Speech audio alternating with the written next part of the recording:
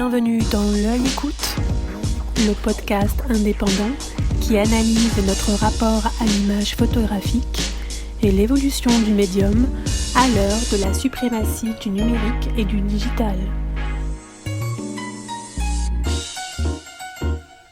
Christine Spengler a raconté dans son livre biographique Une femme dans la guerre, paru chez Ramsay en 1991 et réédité depuis par les éditions des femmes, comment, dans le désert du Tibesti, au Tchad, elle découvre sa vocation pour témoigner des causes justes grâce à son frère Eric, qui lui donne son boîtier 28 mm avec lequel elle prendra sa première photo.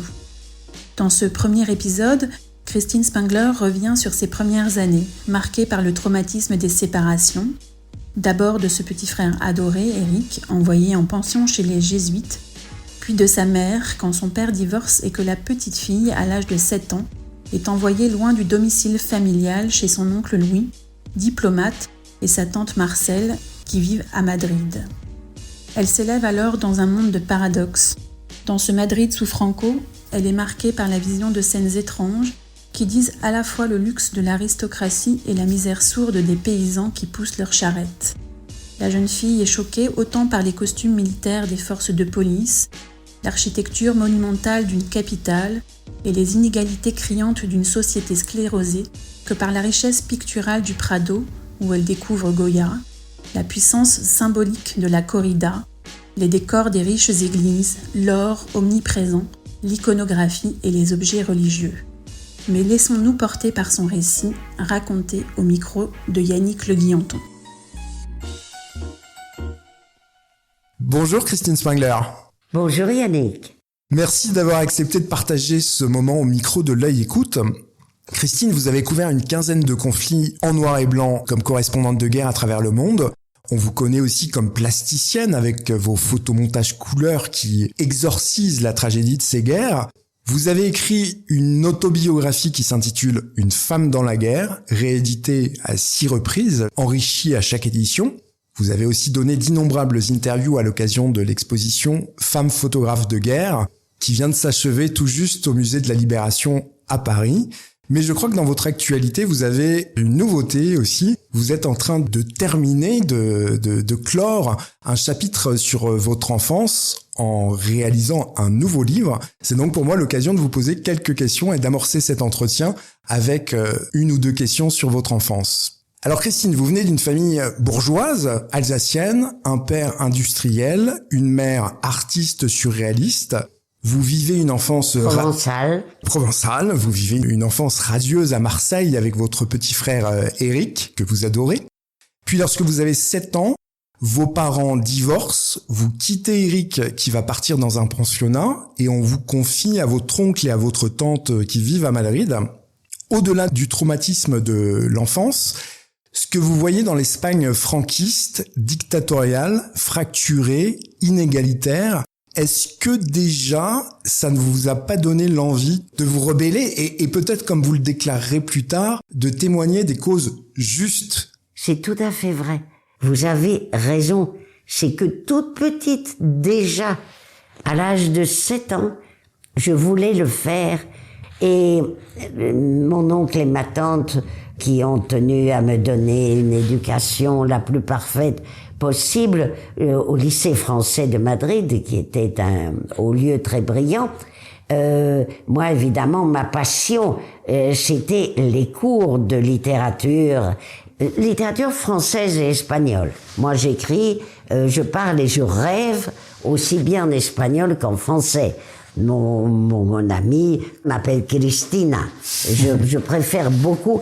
D'ailleurs, la langue est espagnole et Madrid reste la ville de mon enfance. Oui. Et juste un point quand même, est-ce que vous pouvez nous parler de ce que vous avez vu dans votre petite enfance qui a pu vous choquer et montrer la disparité qu'il y avait au-delà de la politique qui était appliquée par Franco, plutôt les inégalités sociales. Dans la rue même.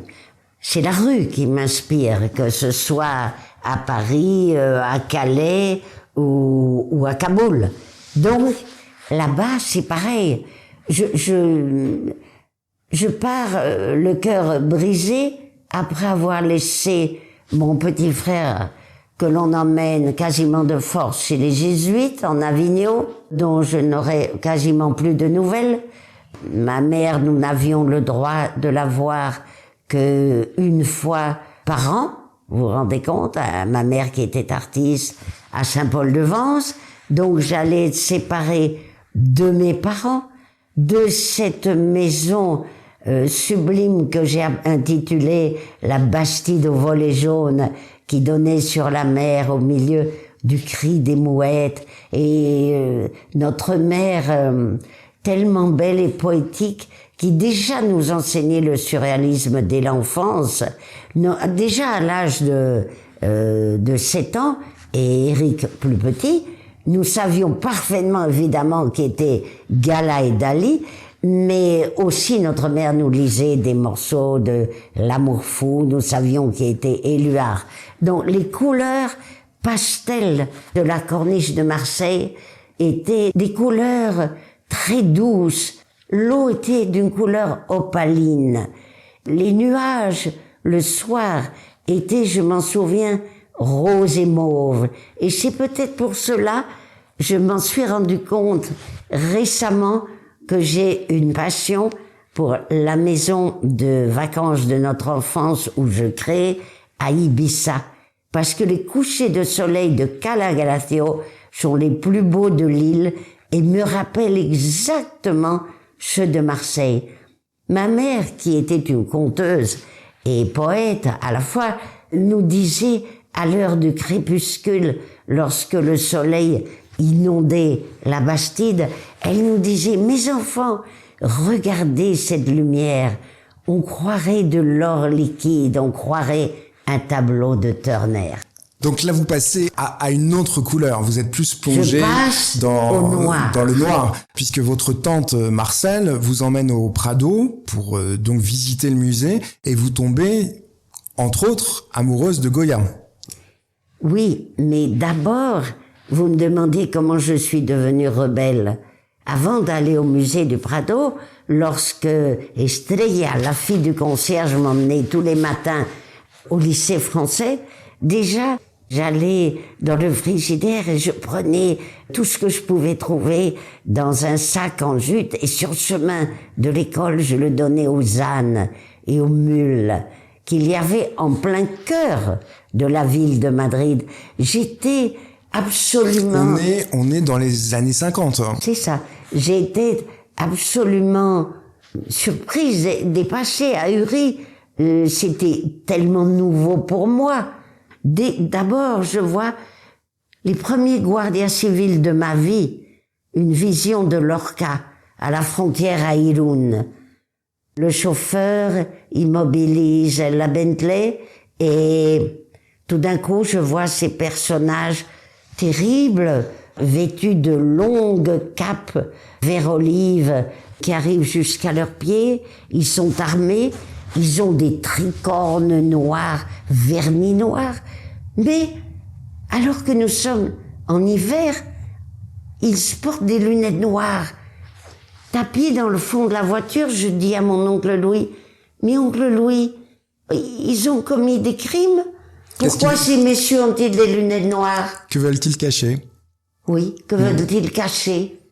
Et puis, ces lunettes noires, je les reverrai le soir même de notre arrivée à Madrid, le lendemain, lorsque mon oncle et ma tante, qui étaient déjà attendus à un cocktail à l'ambassade de France, me laissent seule avec la femme de chambre à la maison, en lui disant « Faites à mademoiselle une petite tortilla et puis emmenez-la au cinéma, ainsi elle apprendra l'espagnol. » Et heureusement qu'il y a eu des choses merveilleuses, comme Sara Montiel, dont j'ai fait des photomontages plus tard, qui était, elle, bien qu'une beauté fatale, dont je tombe amoureuse tout de suite, mais brune, contrairement à ma mère, qui était blonde. Mais c'était terrible pour moi, venant de la mer et du soleil, d'arriver dans une ville entièrement grise, de grands monuments staliniens, et puis l'avenue Velázquez et Goya, où nous habitions, Par la fenêtre, je voyais déjà par la fenêtre de ma chambre, alors que je me préparais pour aller au lycée, je voyais des scènes qui me choquaient énormément. Je voyais des voitures de maître, blanches ou noires, conduites par des chauffeurs en casquette et gants blanches, qui dépassaient des charrettes de gitans faméliques, qui étaient chargées, ces charrettes, de vieux meubles cassés. Je me disais, oui, je vais écouter encore avec plus de ferveur les cours de notre professeur Monsieur Gassier, qui nous parlait si bien des désastres de la guerre et de Goya. Et moi, je veux tout apprendre, aussi bien en langue espagnole et en française, car dès que je le pourrai, j'écrirai un livre, ou plusieurs, et je raconterai tout.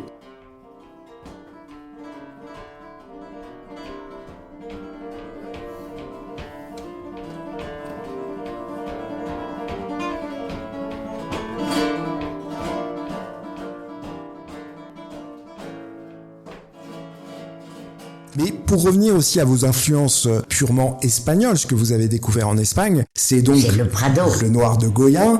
Vous avez également le baroque des églises, les Christ, les Macarenas, les Vierges. Et puis vous avez également la corrida et les toreros qui vont devenir des fondamentaux aussi dans votre travail. Voilà. Pourquoi ?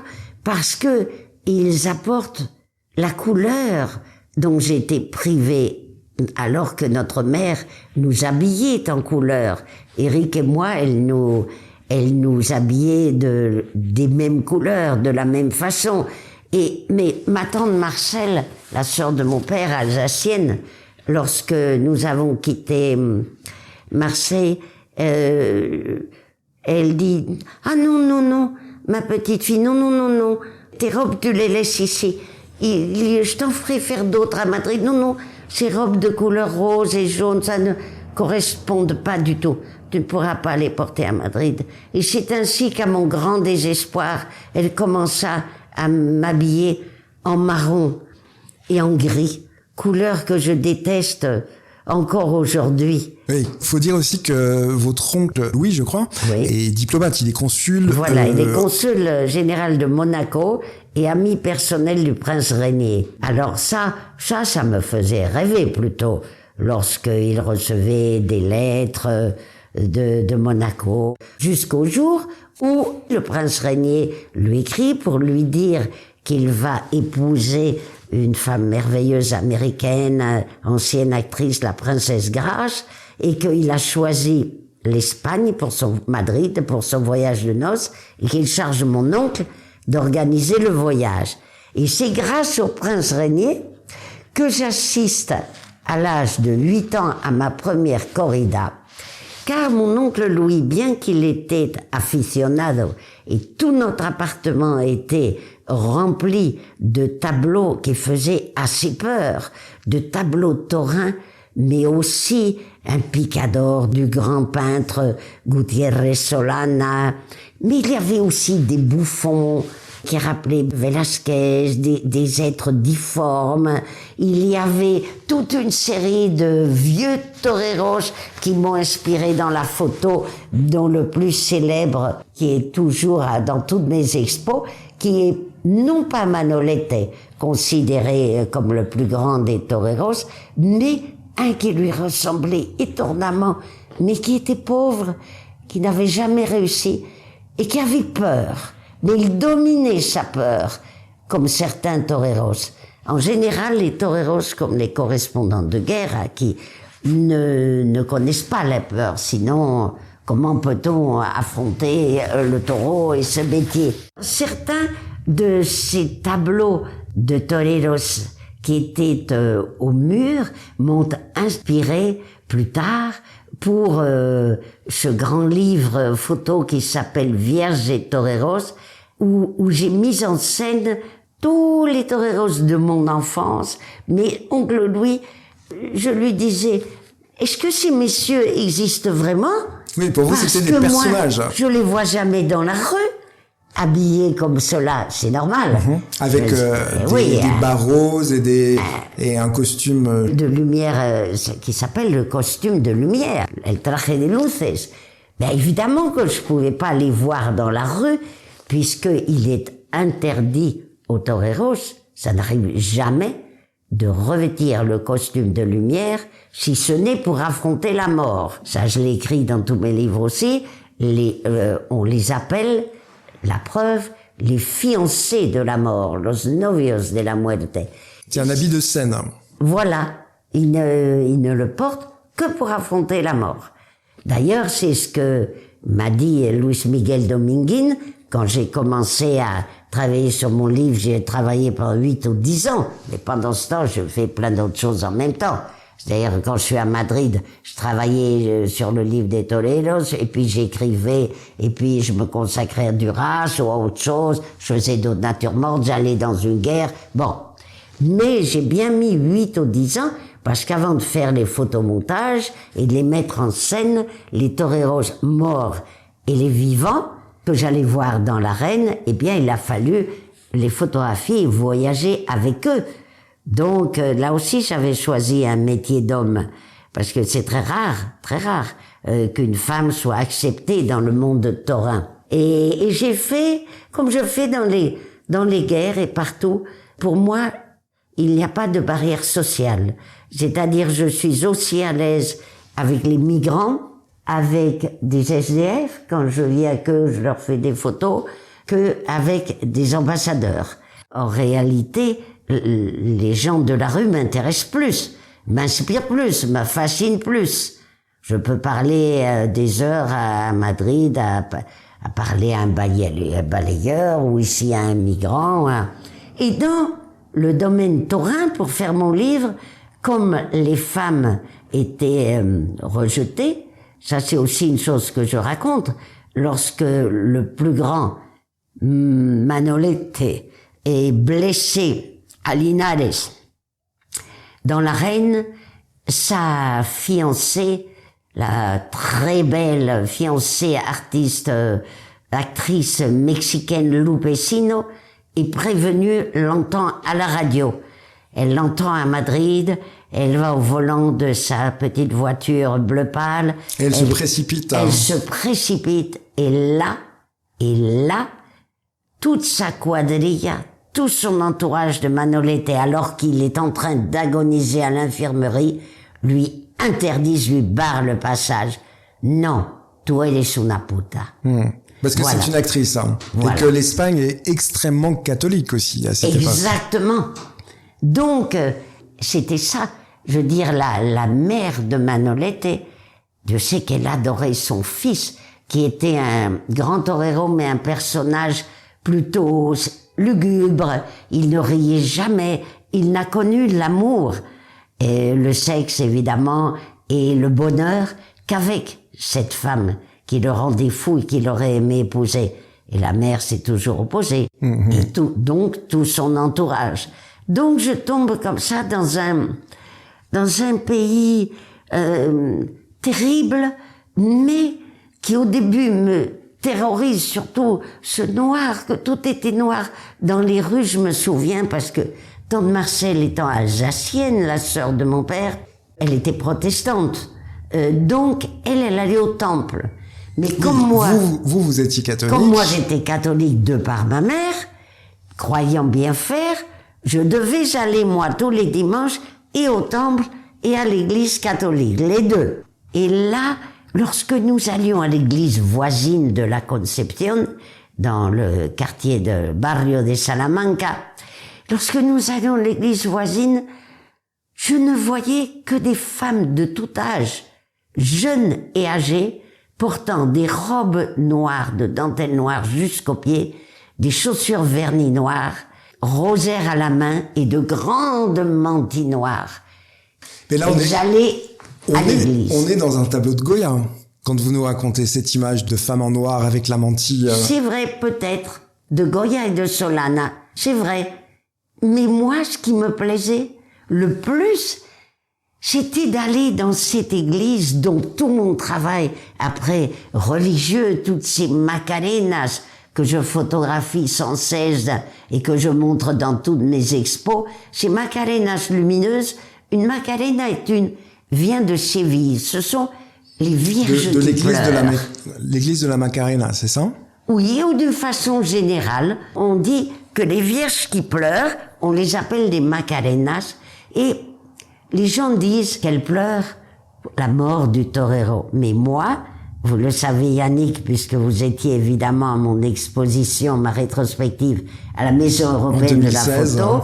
J'avais demandé la permission à Jean-Luc Monterosso de mettre avant la guerre une grande photo d'une vierge qui pleure verte et or, et j'avais aussi demandé la permission d'écrire à la main sur le mur « Les Macarenas ne pleurent pas seulement la mort du torero, elles pleurent pour le deuil du monde ». Et donc je suis tombée aussi amoureuse folle de ces vierges qui étaient entourées de drapées dans de la soie de couleur vive et du brocart et couvertes de bijoux que les familles riches, lorsqu'elles mouraient, leur offraient.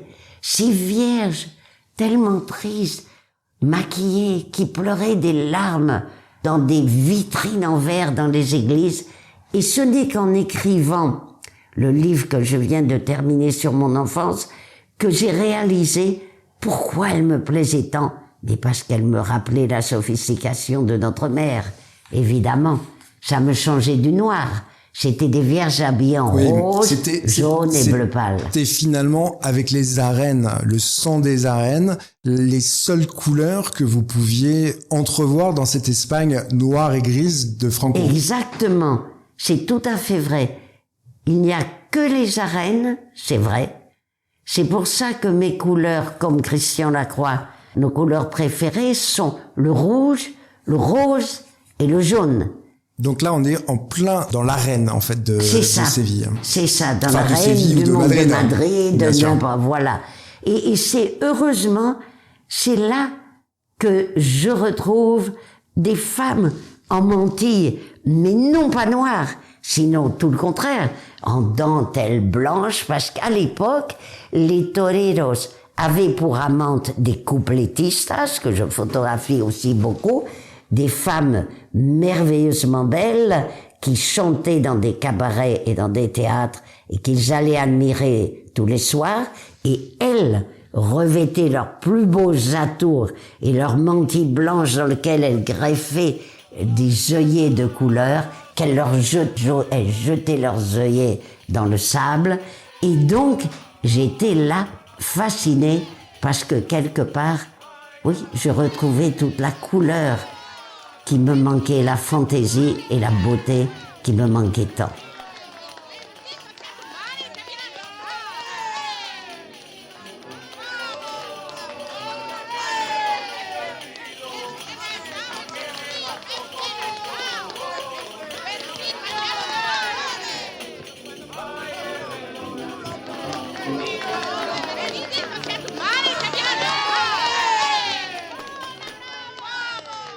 Vous étiez fasciné par un jeu, vous étiez fasciné par des acteurs. Toutes les personnes dont vous parlez jouaient un jeu. C'était pas la cruauté, en fait, qui existe dans les arènes qui vous fascinait. C'était tout ce qu'il y avait autour. C'est ça, parce que le décorum. Forcément, la première fois que j'ai vu une corrida, à l'âge de 8 ans, j'ai détourné les yeux. Les picadors, qui étaient ces personnages impressionnants que je voyais en peinture à la maison, étaient inoffensifs. Tandis que là, je les voyais jucher sur d'énormes chevaux, très gros et avec de grandes piques, martyriser le sang et provoquer ce sang rouge qui coulait sur le dos noir du taureau. Donc là, je détournais les yeux, je le sais très bien. Et évidemment, ça ne m'a jamais plu. De la même façon dont dans la guerre plus tard, j'évitais toujours de photographier le sang.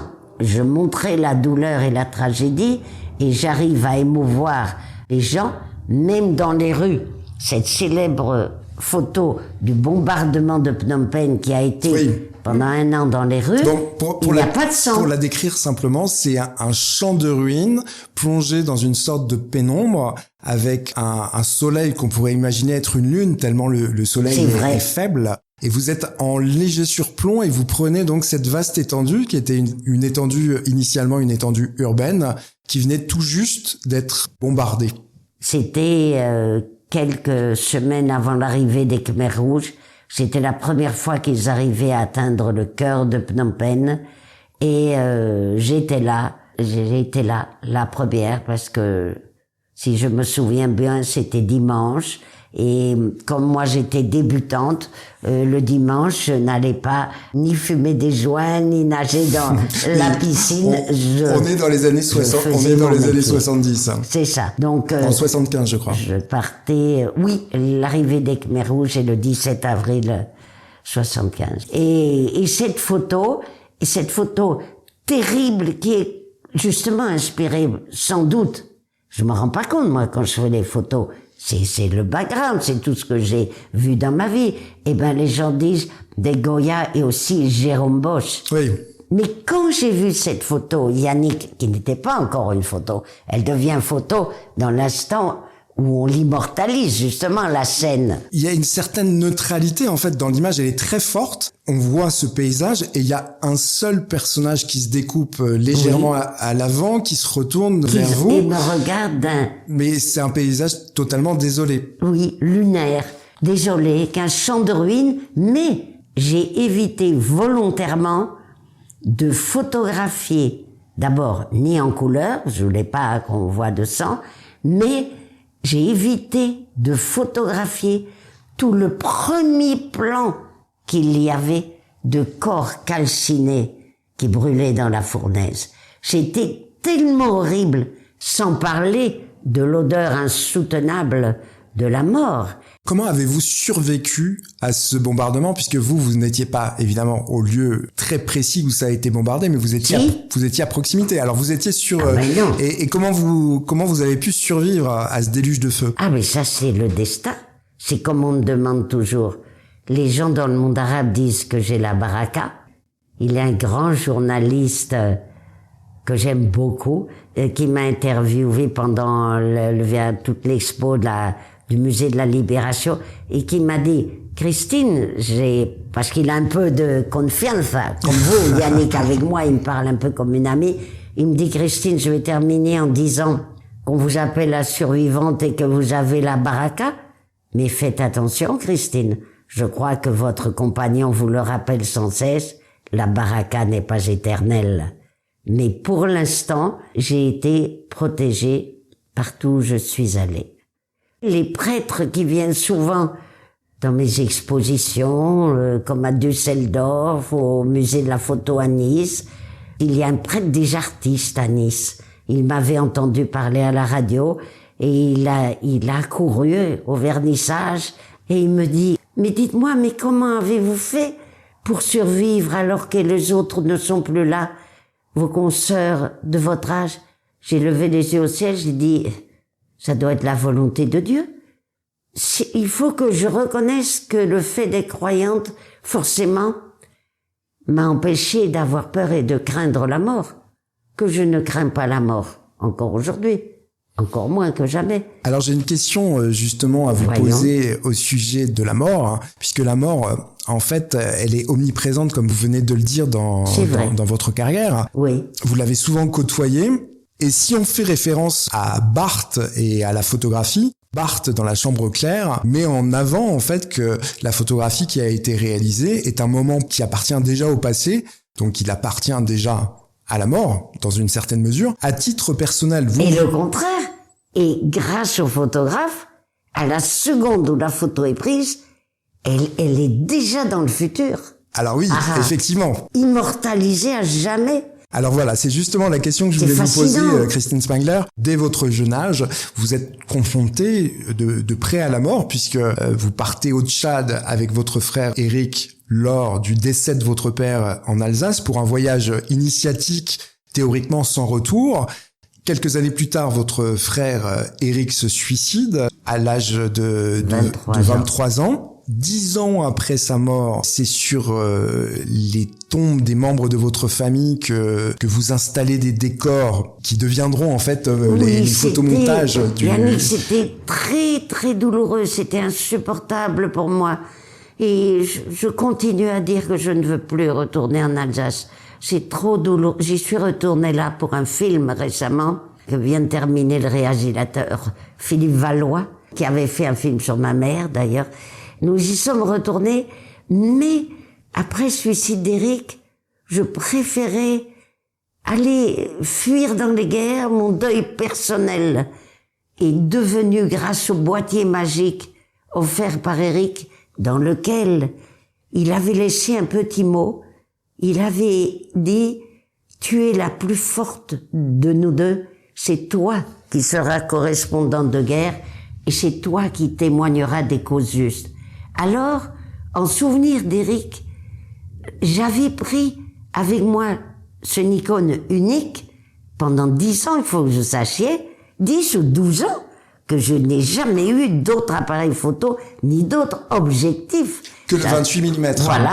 Le 28 mm, vous disiez un mot à ce sujet, puisque on parlait de Goya tout à l'heure. Voilà. En fait, c'est un plan large, ça vous permet de faire des photos en plan plus comme large. Lui faisait, comme lui, les tableaux de Goya, les tableaux de guerre de Goya, là, les Mamelouks, tous, justement, moi, ce que j'aime quand je fais des photos, c'est ne jamais photographier qu'un visage, comme font souvent les photographes aujourd'hui au téléobjectif. On ne sait pas si cette veuve qui pleure vient du Liban, du Kosovo, d'Irak, d'Ukraine, tandis qu'avec moi, pensant toujours au background, comme faisait Goya, je laisse toujours de l'espace. Ah bah la photo du bombardement de Phnom Penh, évidemment, oui. Elle est toute ouverte. C'est un cimetière à ciel ouvert. Mais à tel point que, comme dans Goya, on croit presque sentir les odeurs de la guerre. Et ça, c'est une chose aussi terrible. C'est pour ça que j'écris aussi. Parce que les gens disent toujours, une photo vaut 1000 mots, ce qui est complètement faux.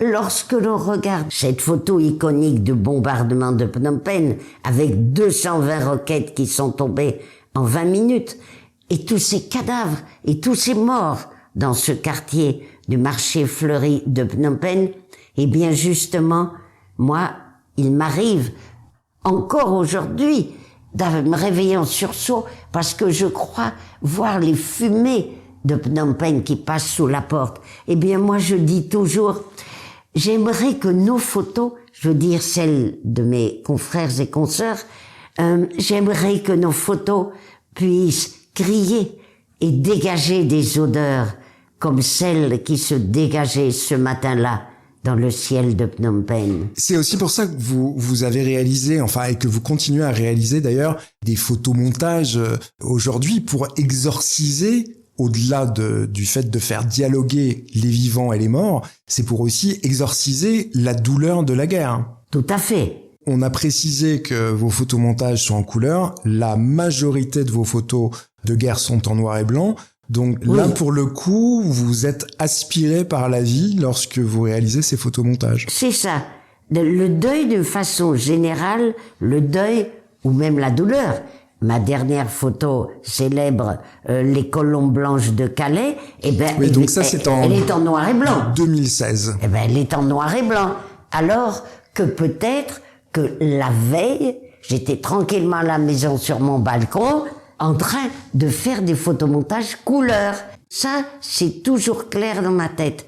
Le noir et blanc pour le deuil et la vie, les couleurs de la vie. Donc vous avez le positif et le négatif quelque part. Et c'est pour ça que la couverture de ce livre que vous aimez beaucoup, L'Opéra du Monde, c'est le bombardement de Phnom Penh tellement noir à la Goya, entouré d'un rideau de velours rouge et or, comme un opéra, inspiré par la Calas. On croirait écouter la Calas chanter. D'ailleurs, je me souviens qu'à la grande expérience de la MEP, le directeur avait fait installer mon grand portrait de la Calas sur le toit. Jean-Luc Monterosso avait décidé en fait de mettre en avant ce portrait d'ailleurs que je vois là sous les yeux. Dans ma chambre, voilà. Une calasse rayonnante, donc une photo rayonnante et tragique. Et tragique, oui. Elle souriait rarement, sauf peut-être quand elle était avec Onassis, mais après, elle a été plongée dans la douleur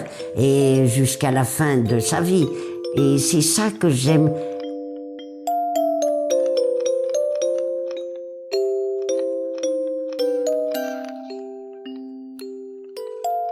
Retrouvez Christine Spangler pour un deuxième épisode sur votre plateforme préférée.